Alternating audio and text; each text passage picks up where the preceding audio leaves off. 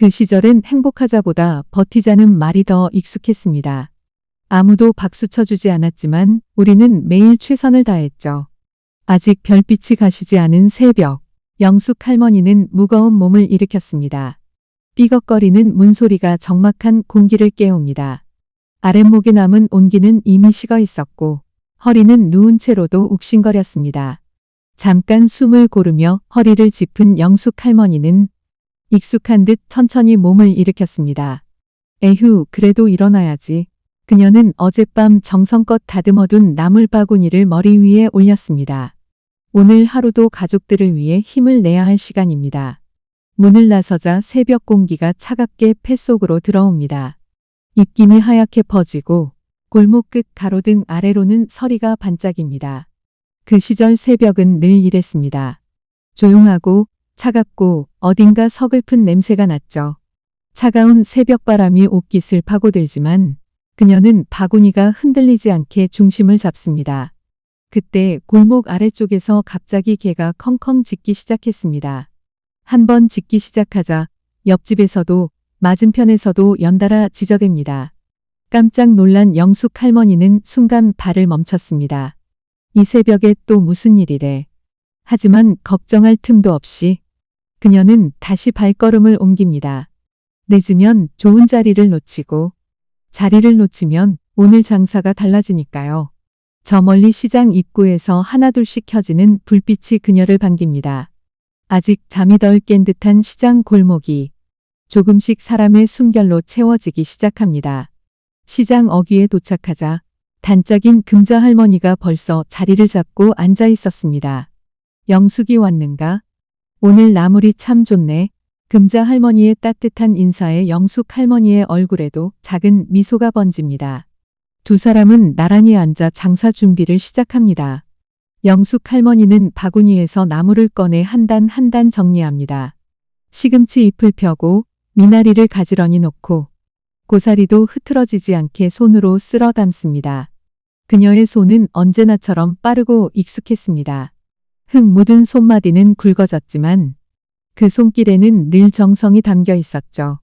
이 시금치 한 단에 얼마예요? 사람들의 활기찬 목소리로 시장이 가득 찼습니다. 영숙 할머니는 손님들에게 나물을 건네며 부지런히 손을 움직입니다. 그러다 어떤 아저씨가 나물을 들춰보며 말합니다. 할머니, 이거 너무 비싸. 좀 깎아줘. 영숙 할머니는 잠깐 망설입니다. 깎아주면 손해지만 안 깎아주면 그냥 가버릴 것 같았습니다. 금자 할머니가 옆에서 툭 내뱉습니다. 아이고, 이 양반아. 이 새벽에 우리도 사람인데 깎으면 할머니 뭐 남기고 살아?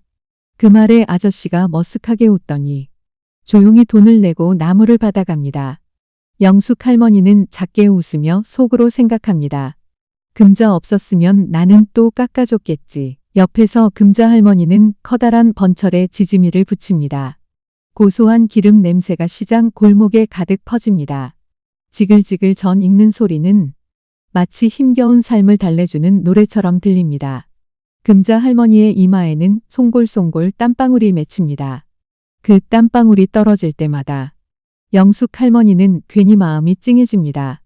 금자야, 너도 힘들지? 힘들지. 그래도 뭐 안 하면 더 힘들지. 그 말은 웃으며 했지만 그 시대 사람들의 진짜 마음이었습니다. 점심때가 지나고 잠시 한산해진 틈을 타 두 할머니는 도시락을 나눕니다. 식어버린 보리밥에 고추장뿐인 소박한 식사지만 서로의 곁이 있어 외롭지 않습니다. 영숙 할머니가 고추장을 조금 더 떠서 금자 할머니 도시락에 올려줍니다. 너는 반찬이 이것뿐이냐? 이거라도 더 먹어. 금자 할머니는 괜히 큰 소리로 웃습니다. 아이고, 너는 내 딸이냐? 맨날 챙기네. 그때 시장 골목 끝에서 작은 그림자 하나가 망설이며 다가옵니다. 배는 고픈지 눈은 자꾸 번철 쪽으로만 갑니다. 금자 할머니가 먼저 눈치를 챘습니다. 얘야, 뭐 찾니? 아이는 입술을 달싹거리다 작은 목소리로 말합니다. 그냥 냄새가 좋아서요. 순간 영숙 할머니는 그 아이가 과거의 자기 같다는 생각이 들었습니다.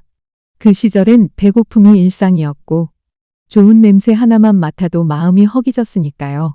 금자 할머니는 아무 말 없이 작게 구워진 지짐이 한 조각을 종이에 싸서 아이 손에 쥐어줍니다.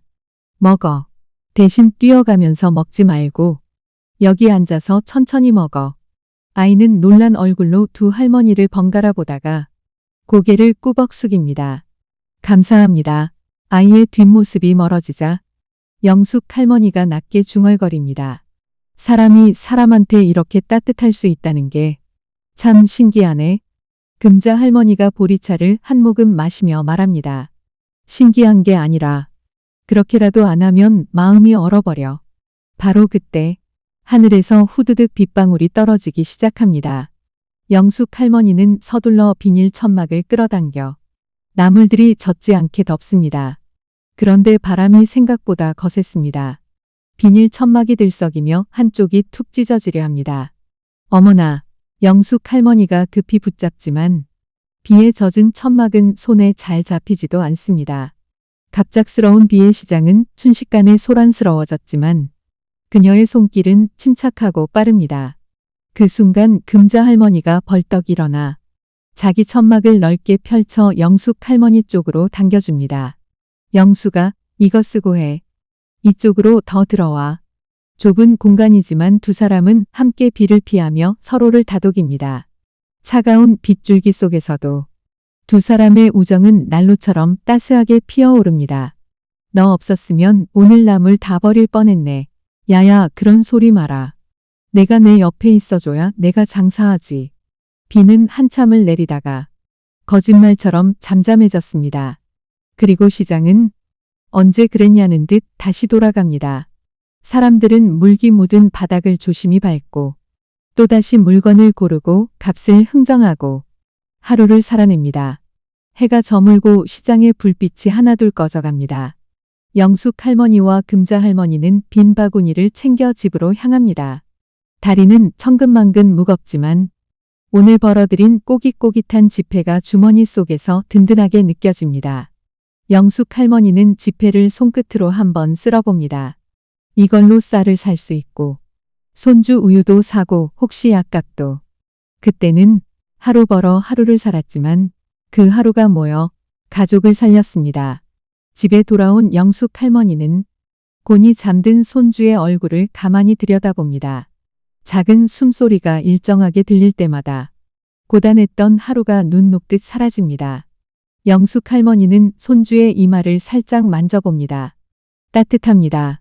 그 따뜻함 하나로 오늘 하루가 충분히 보상받는 기분입니다.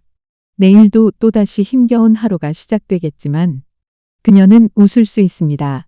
지켜야 할 소중한 것들이 그녀의 곁에 있기 때문입니다. 그리고 그 시절을 버텨낸 하루는 결국 누군가의 내일이 되었습니다. 우리는 그 시절을 가난했다고 기억하지만 정말 무서운 건 가난이 아니라 내일이 보이지 않는 마음이었을 거예요. 근데도 누구 하나 포기하지 않고 하루를 밀고 갔습니다. 그렇게 버틴 하루들이 쌓이고 쌓여서 지금의 우리를 만들었죠. 그래서 요즘은 가끔 생각합니다. 그 시절의 나는 어떻게 하루를 견뎠을까? 그리고 또 생각해요. 그때를 버텨낸 내가 지금도 어딘가를 버티고 있다면 그건 약해서가 아니라 이미 강한 사람이라서일지도 모른다고요. 여러분이 기억하는 그 시절의 하루는 어떤 모습이었나요? 댓글로 딱 한 장면만 남겨주세요. 연탄 냄새, 도시락 김, 골목길, 라디오 소리. 무엇이든 괜찮아요.